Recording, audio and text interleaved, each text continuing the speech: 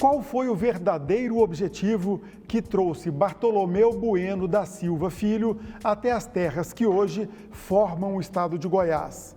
A história conta que o Anhanguera chegou até aqui em busca de pedras preciosas e para escravizar os índios. Será que foi isso mesmo ou o objetivo era maior?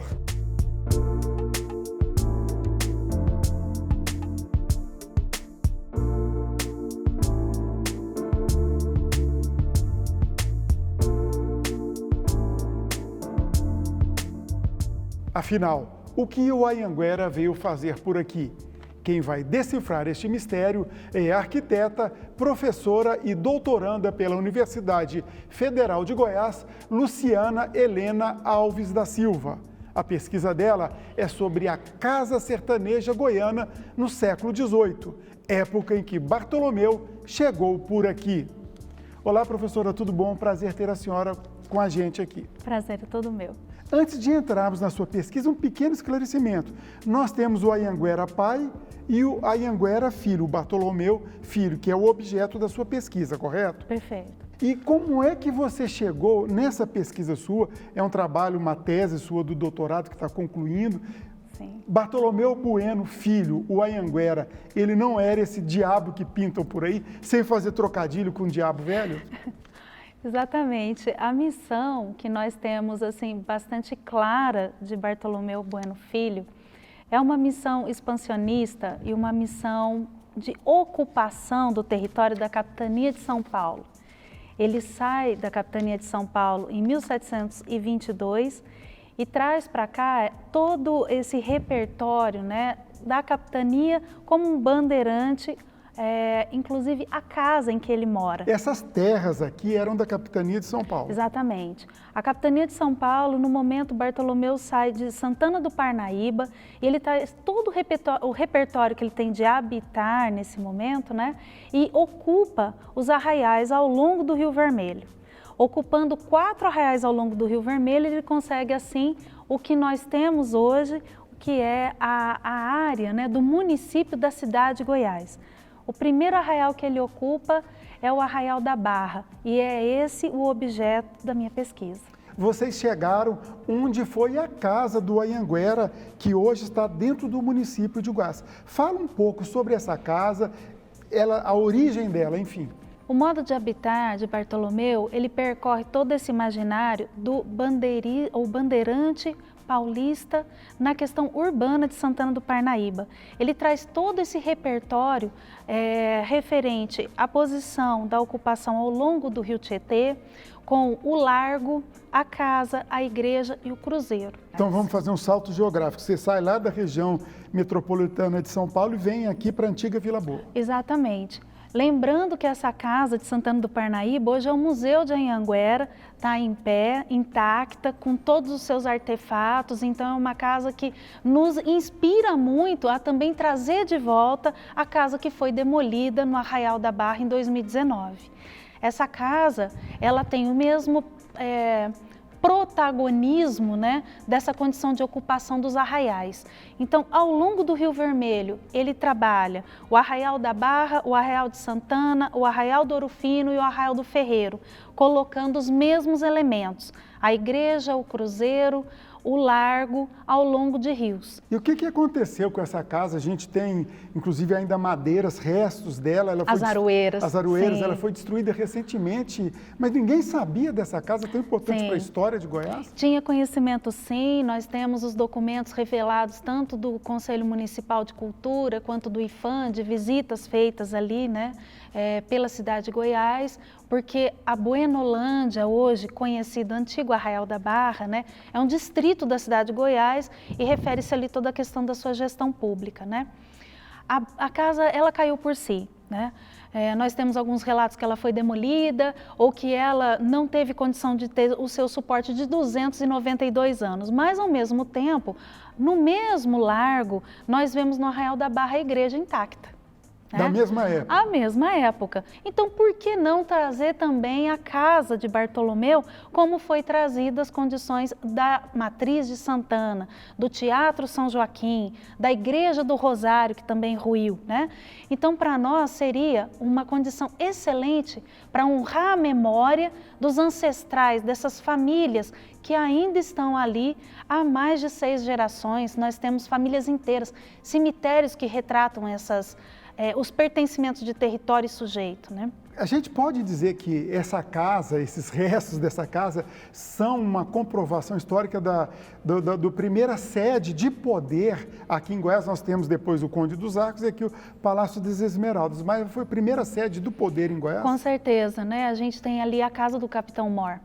Então, a presença de Estado português nessa região onde anteriormente era Espanha.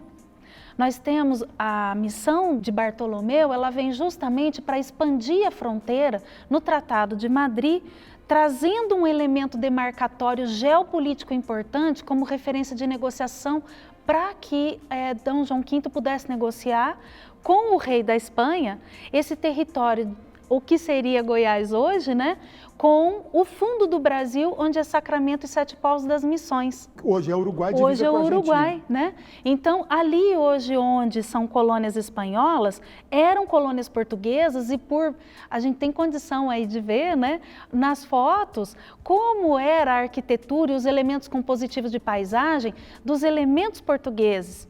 E aqui, onde hablaríamos espanhol, por que não? Por que não? Por causa exatamente da condição exploratória. Então, essa condição de ocupação dá ao rei Utiposidetes, e essa casa foi o que mais... Traduz aí.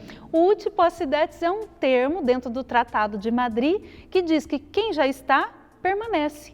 Quer dizer, o Tratado de Madrid substituiu Tordesilhas, que veio antes da chegada dos portugueses aqui. E Madrid fala, eu estou aqui, é meu, mais ou menos isso. Exatamente.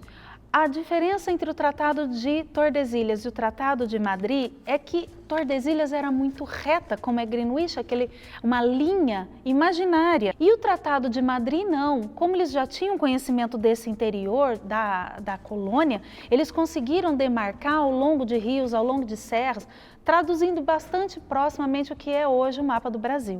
É possível afirmar, então, que o Bartolomeu Bueno Filho, ele era um emissário, um representante do rei, que é o Dom João V, né? Ele sim. Era um emissário do Dom João V aqui. E é a primeira casa demarcatória de presença de Estado, onde ainda era a capitania de São Paulo. Nós não temos ainda a referência de Goiás aqui, a não ser pelos índios goiáses, né? Os índios goiáses estavam nessa terra e vão ajudar com mão de obra, com todo o seu conhecimento e a referência do que eles têm de sertão, tanto na posição estratégica de onde eram aldeias, eles vão colocar agora esses arraiais, eram antigas aldeias, porque eu estou próximo à água, eu estou próximo à caça, eu estou próximo às trilhas, então é usado sim o conhecimento do índio bússola. E esse índio ajuda na mão de obra. Eu tenho ali partido arquitetônico, eu tenho conceitos e temas da Casa Bandeirista Paulista Urbana, eu tenho a mão de obra indígena e eu tenho o material do sertão. Então, isso é muito, muito além do que era a Casa da Colônia. A Casa da Colônia ainda vem com uma demarcação da Casa Portuguesa. Essa casa, não. E eu chamo essa casa da Casarão de Fronteira. Para chegar a tudo isso, é lógico, você fez muita pesquisa, a sua formação em arquitetura, você está fazendo um doutorado em geografia. E foi muita pesquisa, você trabalhou com uma equipe. Como é que foi essa pesquisa, um trabalho de campo, inclusive, para descobrir como era essa casa sertaneja goiana no século XVIII? São 5 alunos que compuseram essa equipe, inclusive uma das alunas, né, concorre agora à condição da premiação em ciência humana, né, como uma das melhores pesquisas em iniciação científica da UFG. Olha que bacana, e a Universidade nesse Pública momento, e Ciências Humanas. Incrível, né, a gente poder reconhecer que as ciências humanas têm esse reconhecimento da universidade, né? Mas mais do que isso, a condição metodológica que foi utilizada com os alunos em imersão. Imersão é justamente trabalhar o espaço vivido. Eles conviveram com essas pessoas, eles trouxeram à luz essas comunidades, né? Que eu diria que muitas das vezes ficou apagada.